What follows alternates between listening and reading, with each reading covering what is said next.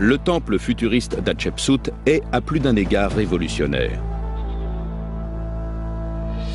C'est un édifice qui convient parfaitement à l'un des pharaons les plus novateurs qui ait jamais existé.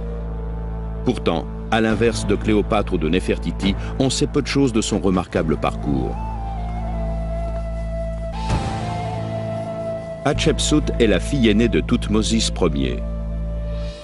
À la mort de son mari et demi-frère Thoutmosis II, son jeune neveu Thoutmosis III devient pharaon. Craignant qu'il ne soit pas à la hauteur, Hatshepsut se nomme elle-même régente et plus tard épouse son neveu et devient reine. Hatshepsut entreprend d'achever ce que son mari Thoutmosis II a commencé, un splendide temple mortuaire. Sous ses ordres, il faudra 15 ans pour que l'édifice devienne la plus spectaculaire œuvre architecturale de sa dynastie. Hatshepsut choisit comme architecte un certain Senenmut. D'origine modeste, Senenmut a grimpé tous les échelons pour devenir l'homme de confiance d'Hatshepsut. Une fois édifié, le temple révèle sa structure visionnaire. Des colonnes à facettes qu'on n'a jamais encore vues nulle part.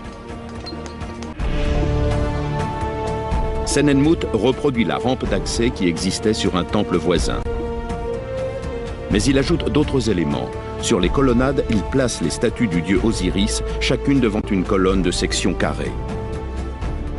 À l'arrière du temple, il aménage une structure originale chargée de supporter le poids de la falaise qui le domine. Hatshepsut a fait représenter les grandes heures de son règne sur les murs de son temple. Entre autres, la toute première illustration d'une expédition qu'elle a menée durant la 9e année de son règne. Hatshepsut envoie 5 de ses vaisseaux dans la terre de Punt, dont on suppose qu'il s'agit de la Somalie d'aujourd'hui. Le but de cette expédition, ramener le très précieux encens et des parfums pour les offrir au dieu Amon en son temple.